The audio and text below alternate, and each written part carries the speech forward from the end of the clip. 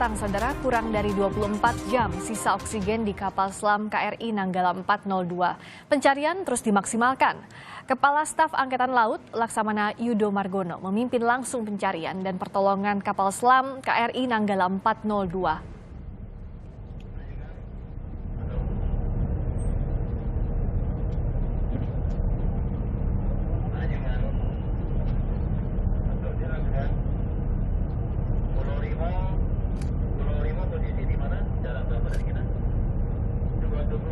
Dengan menggunakan helikopter, Kasal mendarat di atas KRI Dr. Suharto 990 Jumat siang.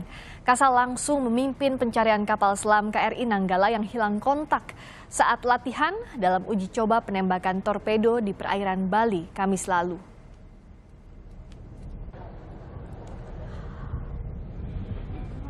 Operasi pencarian akan dimaksimalkan sampai batas akhir, mengingat kapasitas oksigen KRI Nanggala 402 dalam keadaan mati total atau blackout, kemungkinan hanya sampai 72 jam atau kurang lebih 3 hari.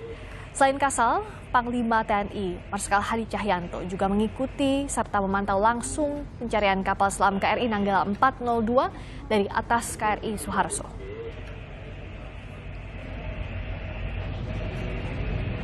Basarnas Bali mengerahkan kapal SAR Arjuna 229 menuju pelabuhan Tanjung Wangi, Banyuwangi. Ada 21 personel yang dikerahkan untuk membantu pencarian KRI Nanggala. Saat ini sudah ada 2 kapal Basarnas yang bergerak ke lokasi hilangnya KRI Nanggala. Sementara 2 kapal lainnya bersiap di pelabuhan Tanjung Wangi. Untuk mengulas soal proses pencarian kapal KRI Nanggala 402, sore ini kita sudah bersama dengan Letjen TNI Marinir Purnawirawan Nono Sampono yang juga Komandan Korps Marinir pada tahun 2008-2009. Pak Nono, selamat sore. Assalamualaikum warahmatullahi wabarakatuh. Waalaikumsalam warahmatullahi wabarakatuh. Selamat sore. Pak Nono, ini kalau kita lihat waktu ketersediaan oksigen menurut keterangan Panglima sampai Sabtu pukul 3 dini hari, artinya kurang dari 12 jam atau tepatnya 10 jam dari sekarang. Apa yang bisa Pak Nono bagikan? Proses pencariannya kalau dalam waktu yang sempit ini apa yang jadi prioritas? Iya, setiap kecelakaan alutsista pendekatan kita ada 2. Melihat ada manusianya atau dari materialnya, ya. Teknis pencarian yang sudah dilakukan oleh jajaran TNI, khususnya TNI Angkatan Laut, dan didukung oleh berbagai stakeholder yang ada maupun dari luar negeri. Saya kira ini sudah upaya maksimal. Kita berharap agar ini bisa mencapai hasilnya.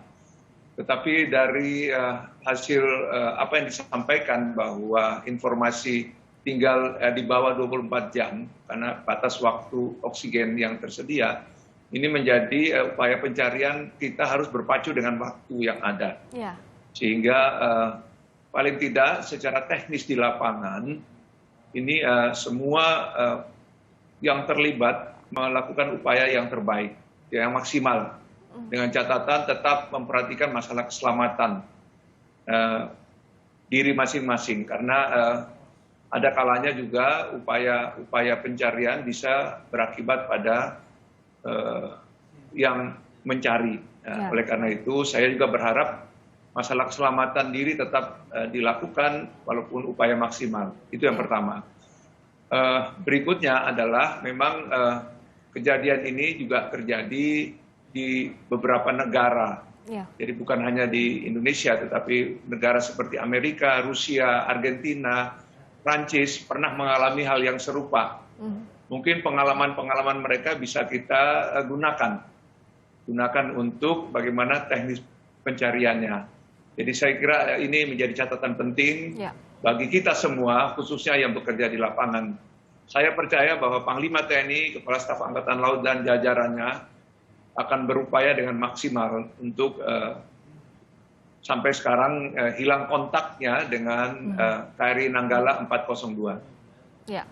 Pak Nono, dalam kondisi hilang kontak ini kan yang pertama kali masih sekarang dicari adalah lokasinya di mana, titik pastinya di mana.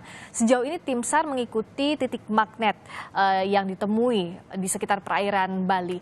Nah, kalau Pak Nono bisa mungkin menjelaskan lebih detail lagi dalam kondisi hilang kontaknya kapal selam seperti ini untuk menemukan titik lokasi apa yang bisa dikerahkan. Kalau kita lihat kan sekarang sudah dikerahkan secara maksimal, ada 21 KRI, ada bantuan dari negara tetangga. Saya mau katakan begini ya, kapal selam ini didesain untuk operasi senyap. Didesain sedemikian rupa sehingga dimanapun dia berada sulit dideteksi. Ya. Itu dulu. Dalam keadaan dia aktif saja kan sulit dideteksi, apalagi dalam keadaan bermasalah. Betul. Ini harus kita tahu itu, karena memang dia seperti itu didesain. Kalau pesawat terbang misalnya kan ada kotak hitamnya. Iya betul Pak. Ada kotak hitamnya. Kapal selam ini sangat sulit. Saya mau cerita sedikit sejarah. Di masa lalu, satu kapal selam Rusia, Uni Soviet, bergerak ke arah Kuba. Itu satu gugus armada Amerika pusing mencari, tidak ketemu. Nah, jadi ini satu pengalaman menggambarkan betapa memang hebatnya. Tetapi sekaligus, ya ini kelemahannya kapal selam. Karena dia memang sulit dideteksi. Walaupun dalam keadaan aktif sekalipun. Nah, oleh karena itu, ini menjadi persoalan kita. Nah, apalagi kita tahu bahwa di utara Bali yang kurang lebih 60 nautical mile ini bukan hal yang mudah. Ada palung di situ, kedalaman yang di atas 600, 700. Nah, ini jadi persoalan. Oleh karena itu, ini menjadi persoalan sendiri. Apalagi juga kita tahu Nanggala 402 ini lebih dari 40 tahun bergabung dengan TNI AL. Jadi dalam usia yang relatif yang cukup tua menurut saya. Pak Nono, tadi bicara soal kapal selam ini kan didesain untuk operasi senyap, tapi setiap alutsista tentu ada mekanisme SOS-nya, demikian kalau sederhananya. Nah, kalau yang Pak Nono tahu itu seperti apa mekanisme SOS-nya dalam kondisi terdesak atau emergensi, sinyalnya seperti apa untuk mengirimkan tanda bahaya? Kebetulan dalam penugasan saya memang ada bersentuhan dengan kapal selam. Jadi kami di Marinir khususnya di satuan khusus kalau berlatih untuk kepentingan tertentu bisa keluar dari dari pintu yang normal, conning tower namanya, tapi juga bisa keluar dari torpedo. Tapi pada kedalaman yang memadai. Kalau kedalamannya tidak memadai, ya tentu sangat berbahaya. Karena misalnya sudah lebih dari 100 meter saja, itu persoalan. Karena di bawah itu lagi sudah sangat sulit. Ya, sudah sangat sulit. Dengan peralatan canggih apapun juga orang menyelam tidak mungkin. Nah, orang di sekitar 30-40 masih lumayan, tapi sudah ke atas itu sampai 100 sudah batas toleransinya. Nah, persoalannya dasar laut yang ada sekarang ini kan sangat sangat dalam. Diperkirakan seperti itu karena kalau ancar-ancar dari titik lokasi di mana proses penyelaman statis itu terjadi, nah, di situ berada kedalaman 600 sampai 700 meter, ada palung di situ. Nah, ini jadi persoalan tersendiri. Nah, oleh karena itu, saya kira ini menjadi catatan untuk kita semua, terutama tim pencarian. Jadi kita berdoa semoga tim atau satgas pencarian ini yang dilakukan oleh TNI dan TNI AL dapat bekerja dengan maksimal. Dengan catatan tadi, kita belajar dari tentu negara-negara yang punya pengalaman, di mana kapal selamnya juga pernah tenggelam. Contohnya Amerika, kemudian Rusia, kemudian Argentina, kemudian Prancis. Nah, ini kurang lebih seperti itu. Mungkin juga Jerman mungkin pernah dan lain-lain. Jadi saya kira ini banyak sejarah pengalaman kapal selam yang tenggelam dan kemudian berupaya untuk penyelamatannya. Iya, kalau dari tadi cerita kapal selam yang sempat mengalami insiden misalnya saja di Rusia, kapal selam Kursk, Pak Nono, waktu itu kan jelang latihan militer juga, kalau ini kan jelang juga latihan peluncuran torpedo. Nah, sebenarnya risiko yang diwaspadai saat hendak latihan militer seperti ini, seperti apa sih Pak Nono, mungkin bisa menceritakannya? Iya, memang namanya juga kegiatan latihan kapal selam ini lebih bersifat rahasia, sangat rahasia.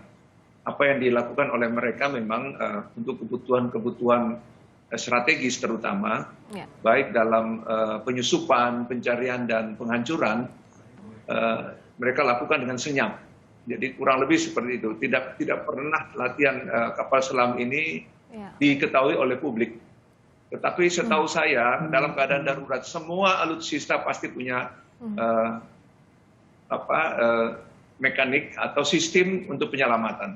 Ya, ini berkaitan dengan sistem saya kira yang ada dengan blackout, dengan sistem listrik yang mati, walaupun dia memiliki baterai yang bisa menyelam beberapa hari dengan keadaan baterai itu. Ya. Tetapi kalau saja ada persoalan, saya ambil contoh misalnya yang di Amerika yang terbaru, ya yang terjadi tahun 2020, 18 atau 20, itu di perairan sekitar Boston, Massachusetts. Jadi itu hanya karena kebocoran yang sangat kecil.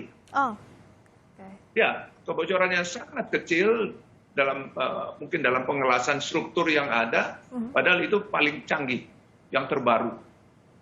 Ya, bermasalah gitu. Jadi kita bayangkan misalnya balon udara satu peniti saja bocor itu masalah. Jadi ibaratnya kapal selam itu kalau satu bocor ibaratnya lubang jarum saja persoalan. Kalau dia berada pada kedalaman sekian ratus meter. Itu baru kita bicara soal kebocoran. Belum yang lain.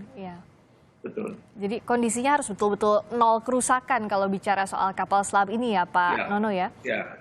Dan sekali lagi saya sebagai mantan warga ya, boleh dikatakan TNI Angkatan Laut, TNI, juga berharap agar pengambil kebijakan di tingkat atas juga memperhatikan masalah ini karena usia pakai, layak pakai alutsista seperti ini rata-rata di negara lain itu antara 25 sampai 30 tahun. Umumnya begitu, dengan melalui proses perbaikan per 5 tahun. 5 tahun pertama overhaul ringan dan kemudian 10 tahun dilakukan agak berat. Jadi oleh karena itu 2-3 kali sudah maksimal. Siklusnya seperti itu. Ini sudah 40 tahun lebih kapal selam. Saya mengalami pada waktu masih dinas aktif, di mana juga tank amfibi tenggelam di usia pakai, karena waktu itu sekitar tahun sebelum tahun 2000 ya. Saya mengalami sendiri bahwa ada tenggelamnya tank amfibi kita. Karena itu tank amfibi dibuat pada tahun 60-an. Jadi memang usia pakai ini tidak bisa dihindari. Kalau makin tua makin bermasalah, terutama yang misalnya seperti yang di bawah permukaan atau pesawat terbang. Ya, betul. Kalau yang lain kan bisa kalau macet bisa parkir. Iya, kalau di udara atau di kedalaman tidak bisa. Di bawah ini kan persoalan. Risikonya terlalu tinggi untuk memberikan toleransi.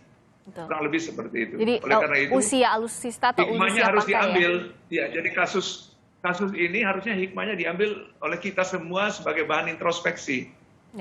Apakah kebijakan, keputusan pada tingkat atas juga memiliki benang merah terhadap kasus ini? Ya itu saya kira harus kita lihat. Ya kita semua, contohnya misalnya begini. Kebutuhan kapal selam untuk Indonesia idealnya 12. Itu pernah dicapai pada tahun 60-an. Waktu perebutan Irian Barat, Irian Papua, saya ingat itu. Sekarang kita punya hanya 5. 2 yang lama, Nanggala dan Cakra, saudaranya, dan 3 yang baru. Nah, kita bayangkan Singapura yang negara kecil punya laut segitu, punya 5. Kita negara maritim yang sangat luas cakupannya. Nah, jadi kan, dan ini menyangkut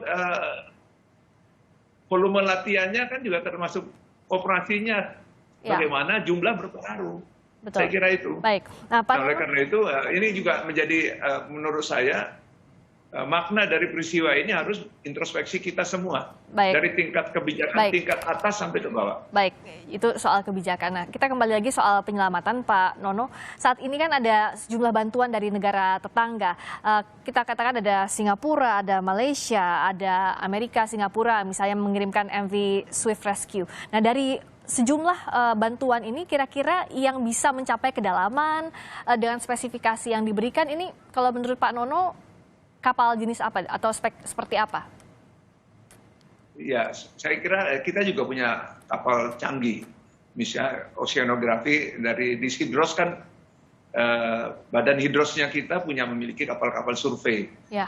Sampai kedalaman tertentu. Saya kira itu lebih kepada pencarian lokasi. Tapi operasi penyelamatan sendiri dalam posisi sekian ratus meter ini persoalan tersendiri. Oh. Tadi sudah saya katakan. Apakah mereka berusaha untuk menyelamatkan dirinya sendiri dengan kondisi yang ada, atau dia harus dibantu? Nah, itu kira-kira begitu. Nah, dengan posisi, maaf, di atas 100 meter, bukan hal yang mudah.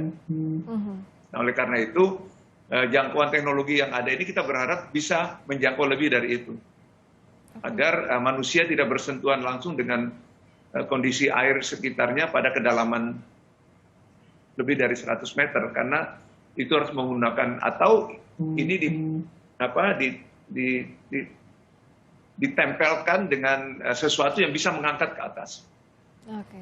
Karena itu yang untuk nanti, penyelamatan ini harus bisa diangkat dilakukan juga ya Pak Nono ya. Misalnya berbeda dengan penyelamatan di atas permukaan. Pengalaman mengangkat berbagai material yang ada di dasar laut pada kedalaman tertentu. Ya memang dimungkinkan, yaitu dengan pakai balon dan kemudian diangkat ke atas, atau sistem tandem diangkat ke atas. Tapi ini semua sangat berisiko sekali lagi pada kedalaman tertentu. Nah, oleh karena itu saya berharap jangkauan teknologi yang dimiliki oleh kita ditambah dengan yang dari luar, mudah-mudahan bisa menjangkau itu. Oke.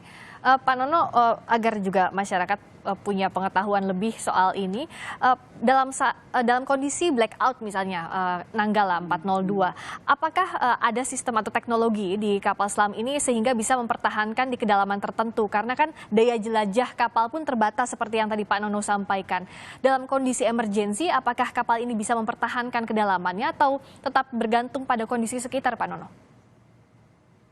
Ya, ini kondisi alam juga ikut berpengaruh. Arus dan kemudian alunan yang ada di dasar laut itu juga sangat berpengaruh.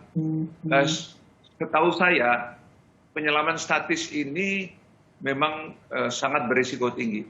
Oke. Dia memerlukan stabilitas yang tinggi. Orang saja yang ada di dalam, kru yang ada atau ABK, tidak boleh bergerak ke sana kemari. Mereka harus tetap statis berada di posisi masing-masing.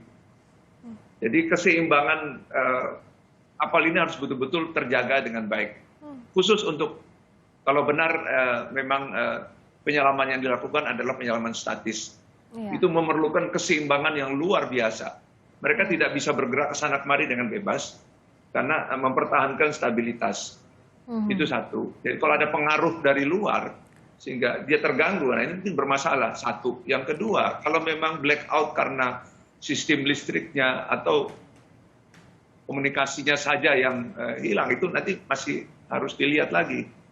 Tapi setahu saya kalau statis, karena memang tidak mudah. Saya kasih contoh misalnya kami dari pasukan khusus, kalau dilepas dari torpedo, itu memerlukan keahlian dan kemampuan tersendiri. Jadi ini misalnya masuk di tabung, kemudian tabung itu ditutup, kemudian kedap, kemudian dibuka, dikasih kode, dibuka, air masuk untuk agar air itu sama di dalam tabung itu. Baru kita keluar dua orang gitu dari dua orang. Ini contoh misalnya. Teknisnya saat menyelamatkan diri. Ya bisa dengan cara itu, karena memang rata-rata awak kapal selam pun sudah dilatih seperti itu. Tapi tentu butuh waktu dan kami sebagainya. dari pasukan kalau latihan Ya, baik. Pak Nono, tentu kita semua berharap agar operasi penyelamatan ini bisa berbuah baik. Kita doakan yang terbaik untuk seluruh tim penyelamat, terutama untuk 53 awak KRI Nanggala 402. Pak Nono, terima kasih telah berbagi informasi di Kompas Petang. Letjen TNI Marinir Purnawirawan Nono Sampono, Komandan Korps Marinir tahun 2008-2009. Terima kasih, kita Pak Nono. Berdoa, mudah-mudahan. Ya. Ya, sama-sama kita berdoa. Terima kasih banyak, Pak Nono. Selamat sore.